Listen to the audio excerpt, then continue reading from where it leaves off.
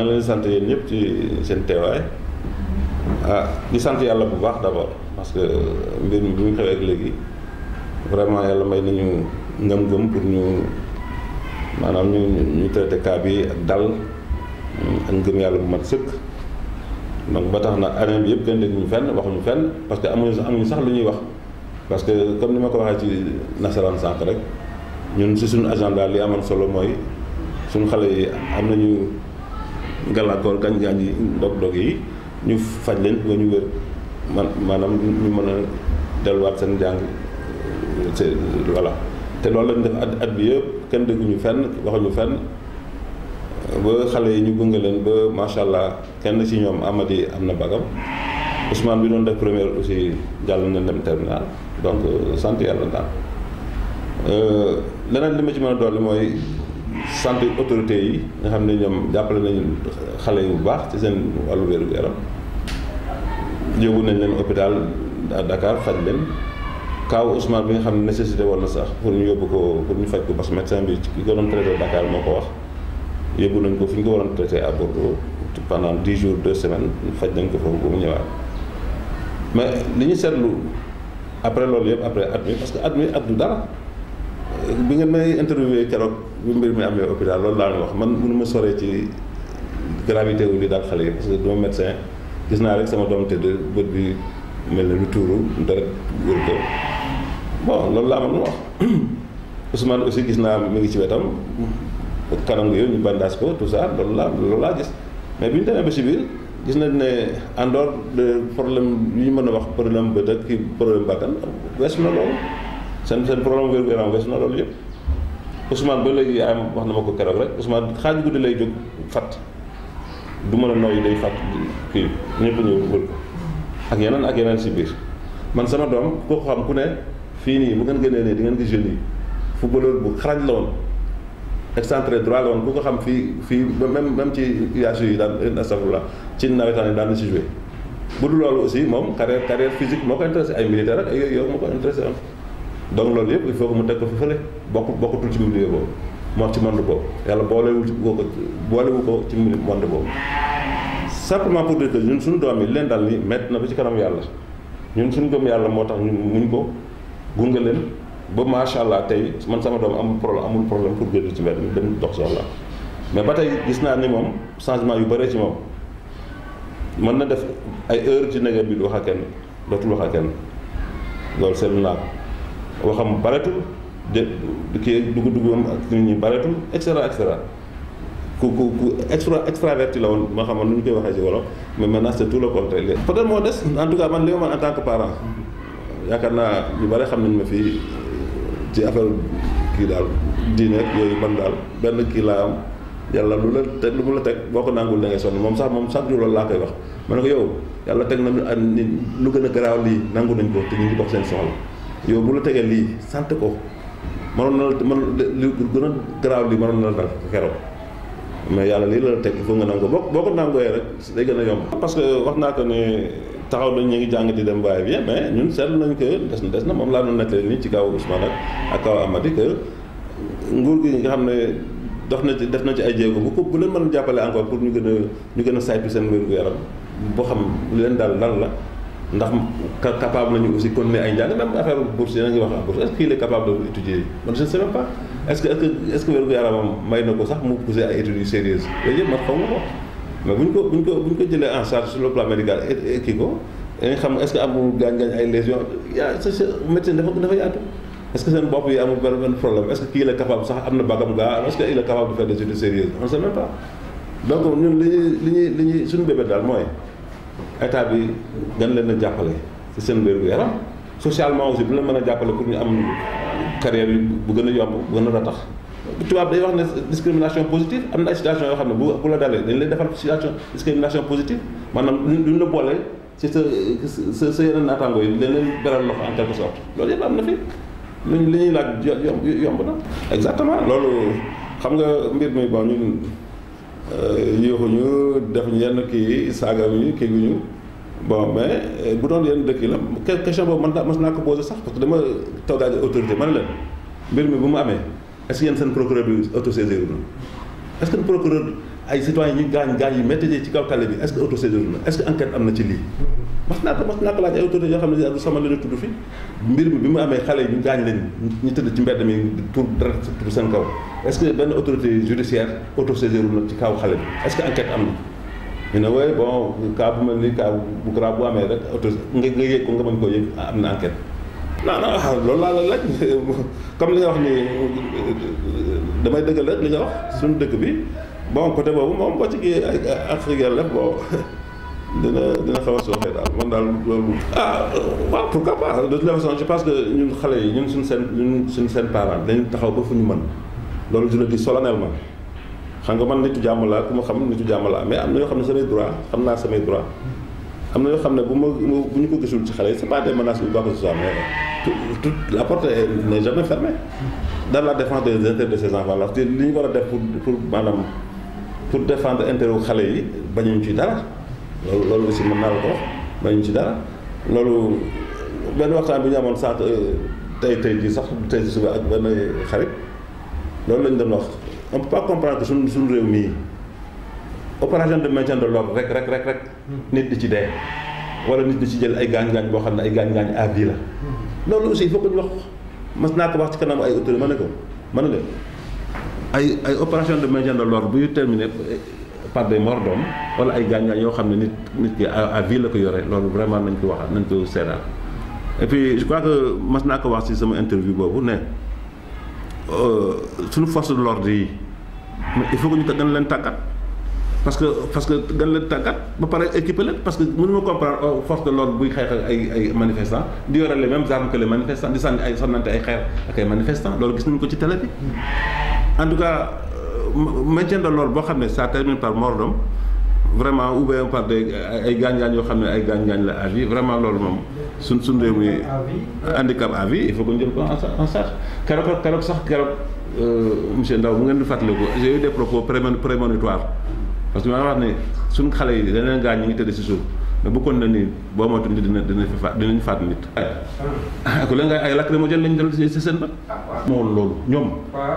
autorité policière yi waxoon loolu ñoom ñoo ñàkk jom parce que mënoo am ay xale yu ñu gaañ yu mel nii nga am looy wax ci ay réseaux sociaux ak yooyu dafa ñaaw.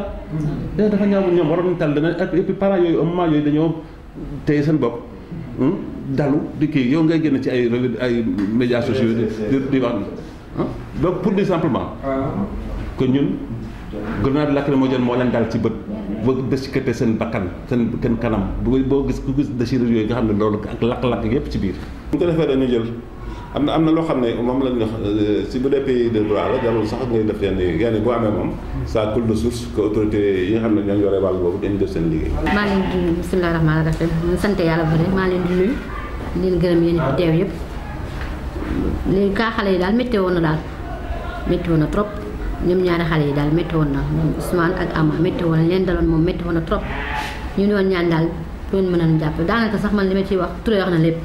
daanaka li ma waroon wax yëpp Touré wax na ko mais daal li ñu bëggoon daal ku leen dimbali parce que faj bi des na faj bi wax dëgg yàlla des na ku leen dimbali li ñu naan daal ku leen jàppale état bi jàppale leen pour mu am suivi daal. métti rek métti trop parce que Ousmane dafay dem bay fat Ousmane dafay dem bay fat day dem bay fat faj bi des na benn bët bi gis bi des na benn bët bi gis bi des na te tamit feer yi ñu ko defaloon ba léegi génnewuñu bakkan bi yenn saa yi day am problème nooy daf koy am.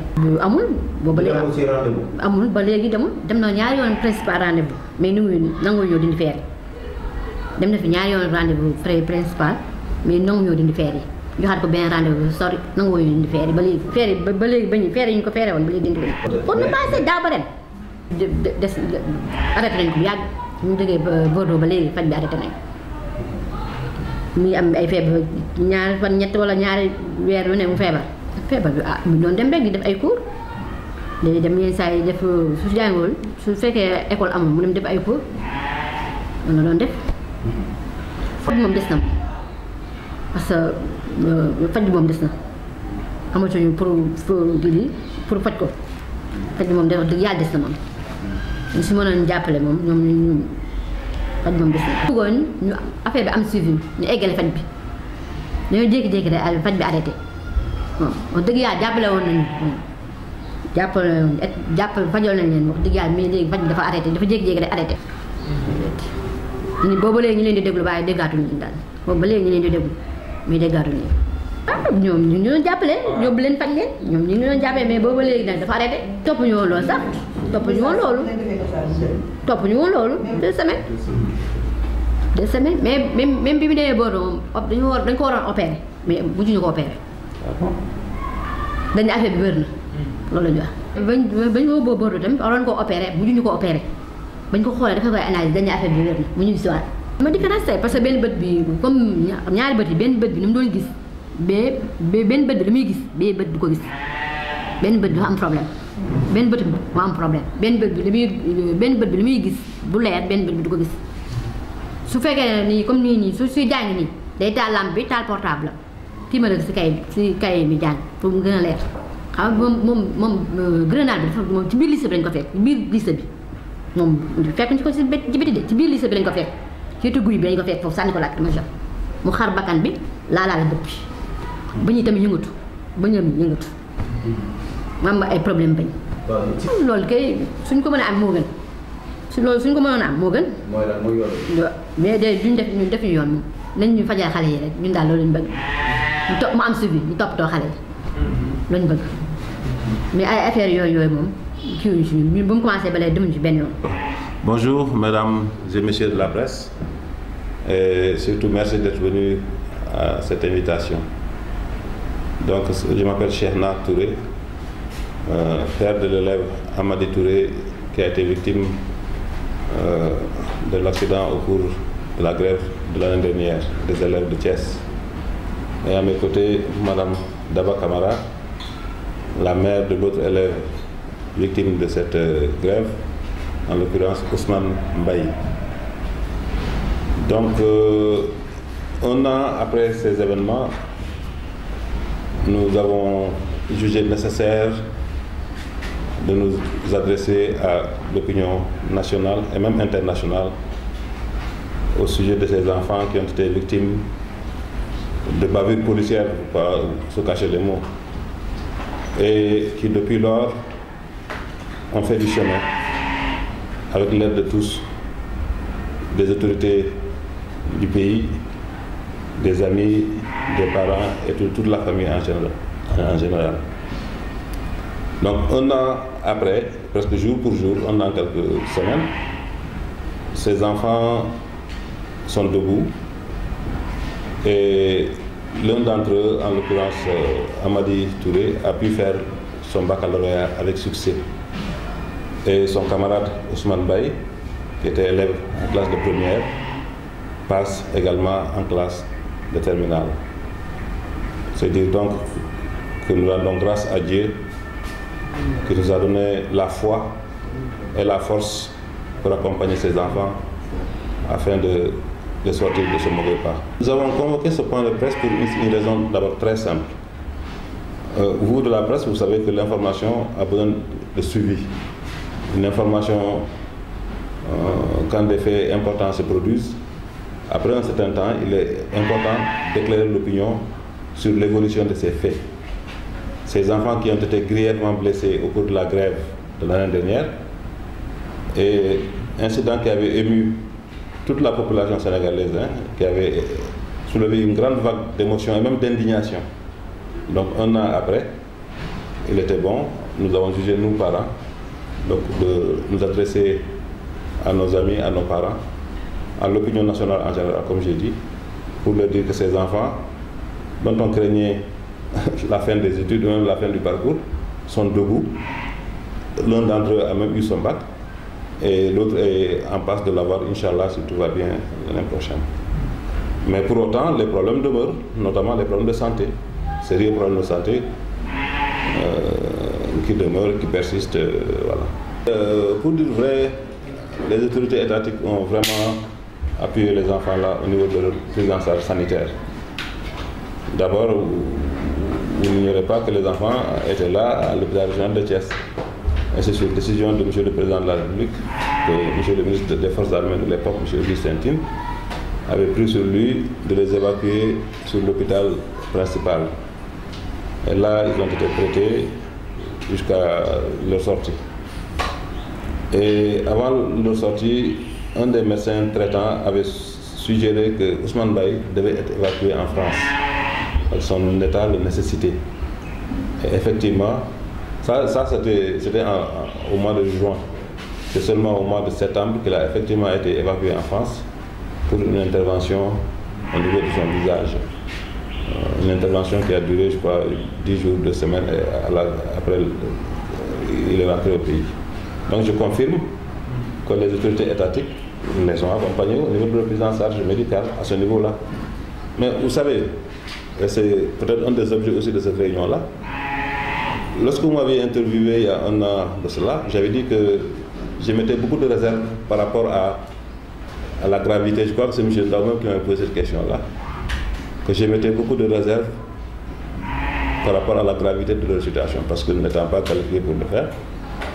Mais avec le recul 1 an après, je crois que je suis en mesure de dire que le mal est plus profond qu'on ne l'imaginait. Pour l'un, pour mon fils, qui a perdu son œil droit, c'est indéniable, là je crois qu'on le savait. Ce n'est pas seulement un problème d'œil, ça va au-delà de ça. Ça. Je peux le dire maintenant parce que j'ai vécu 1 an avec lui. Que voilà, le problème est plus grave qu'un problème d'œil perdu, qui est déjà très grave en soi. Quelqu'un qui perd son œil, un enfant de 18 ans, qui perd un œil, c'est extrêmement grave. Sur tous les plans physiques, physiologiques, psychologiques et tout. Et je dis aujourd'hui que le problème est plus grave que cela, sans entrer dans les détails. Si je prends le cas de Ousmane Baye, qui avait le nez presque littéralement arraché, je dirais que son visage a été en quelque sorte déchiqueté quelque part, parce que son nez est parti, son œil gauche a des problèmes, il ne va pas bien avec son œil gauche. Sa dentition, sa mâchoire était cassée en quelque sorte. Et je dis encore que jusqu'à peu d'un jour, les fers qu'on avait posés à ce niveau-là n'ont pas encore été enlevés. Ils sont encore toujours là. Quand il va, on ne le reçoit pas, je ne sais pas trop pourquoi. Donc, dire que, pour résumer, que les enfants ont bénéficié de l'accompagnement de l'État, c'est clair. Et là, c'est le moment de le remercier très sincèrement. Que M. le Président de la République a fortement appuyé les enfants là. Mais que ce que nous posons aujourd'hui comme problème, c'est le suivi de la gestion de ce dossier-là. Vous voulez que je parle 1 an avant pour dire quoi? Mon enfant est malade. Dans mon agenda, le premier point, c'est qu'on le soigne. C'est ce qu'on était en train de faire. Le premier point, je l'ai dit, je crois, dans l'interview, que le premier point, dans mon agenda, moi, parent, quand votre enfant est grièvement blessé d'abord, c'est de le soigner.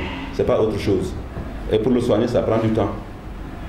Donc, je n'ai pas jugé nécessaire, pendant qu'on le soignait, et pendant qu'on déployait des efforts incommensurables pour qu'il reprenne, de communiquer, pour dire quoi. Donc, c'est ce que j'ai fait et bien fait. Il a bénéficié de notre accompagnement, surtout psychologique, parce que l'autre aspect de cette affaire, ces enfants-là qui sont blessés grièvement, il y a des problèmes psychologiques qui les gèrent. Là où on les prend à l'hôpital, on ne parle pas de psychologie là-bas. Un enfant qui perd son œil, qui doit sortir dans la rue, qui doit affronter l'œil des autres, le regard des autres, personne ne vous aide à l'aider à affronter ce cap-là. C'est moi qui le fais, c'est nous qui le faisons, les parents. Donc pendant cette année, M. Gueye, je n'ai pas jugé bon pas vous parler de ruer dans les brancards. Non, je ne ris pas dans les brancards.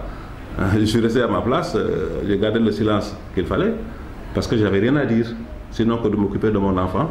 Et c'est ce que j'ai fait pour qu'il franchisse ce cap, et je crois qu'il l'a bien franchi au point d'avoir son baccalauréat. Une bourse étrangère, il mérite beaucoup plus qu'une bourse étrangère. Une bourse étrangère, c'est rien du tout. On peut avoir une bourse étrangère et elle est là-bas, elle est tombée dans la perdition. Si on donnait une bourse étrangère, on ne cracherait pas là-dessus. Mais ce n'est pas une fin en soi, une bourse étrangère. Pour la santé, ces enfants-là, je vous ai dit que, pas dans le cas de mon garçon, et je crois que madame aussi ne me démentira pas, que nous craignons que ces enfants souffrent de plus que des pathologies signalées. Il a perdu un œil, mais est-ce que au niveau de sa tête n'a pas d'autres problèmes? Mais si on pouvait vous aider à faire passer ces enfants à des examens très poussés pour leur santé, parce que mon enfant, moi je vois qu'il y a beaucoup de changements de son côté, hein. Même son contact avec les autres, il y a des problèmes maintenant. Il est le plus introverti, c'était un des meilleurs footballeurs de la place.